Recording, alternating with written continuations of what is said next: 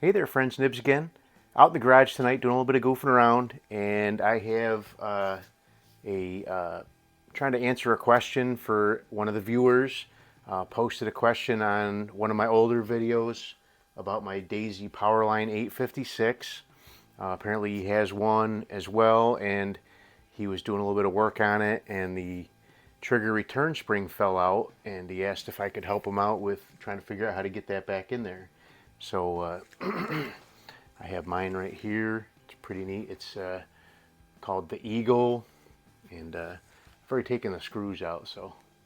But it is the Powerline 856, and we're gonna go ahead and take a look at it.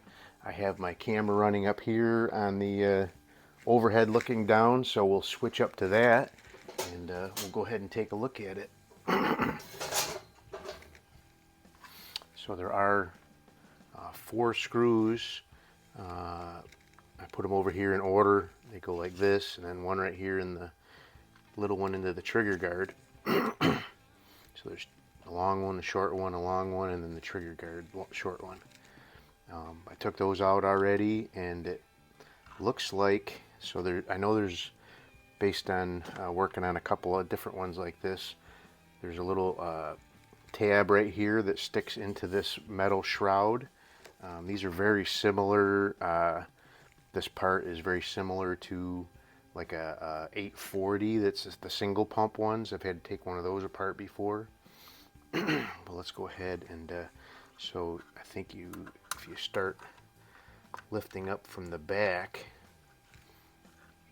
and the one thing you got to watch out for is this little BB cover will fall out if you aren't careful. But that will lift off, and we'll work on getting that back on in a minute. But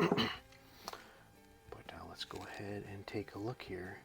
So it looks like the trigger return spring is right there.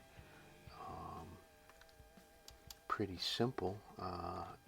Boy, I could see where that would be really nice to be able to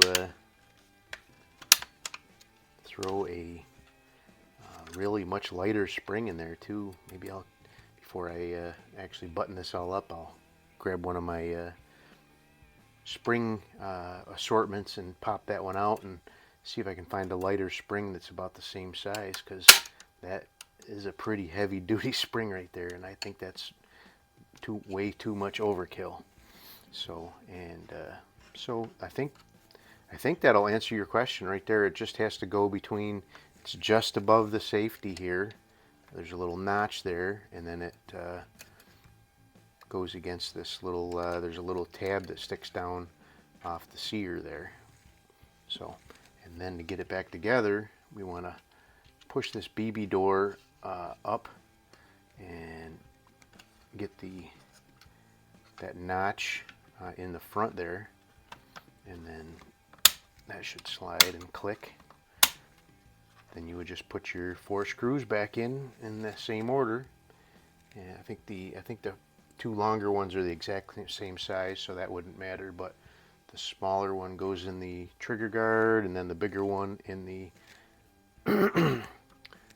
middle hole there. So, but anyway, real quick, let's go back to the eye level camera and we'll finish up.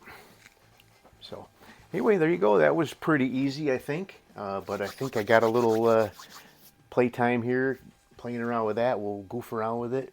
I'll do a couple of trigger pulls beforehand. It feels like 6 or 7 pounds, pretty heavy. But I think I've done a few like this. The Barra has a very similar arrangement. The Barra 1866, is it? 1886, whatever the rifle is. I can't remember the model number. The brass colored, gold colored, looks like a lever action gun, but it's actually a pumper. Has exactly the same type of spring arrangement inside there. So, but anyway, hope that answers your question. Real quick video for you guys. I'll just throw this one up here tonight, and hopefully it gets you taken care of. So hope you guys liked the video. Till next time, have a great day.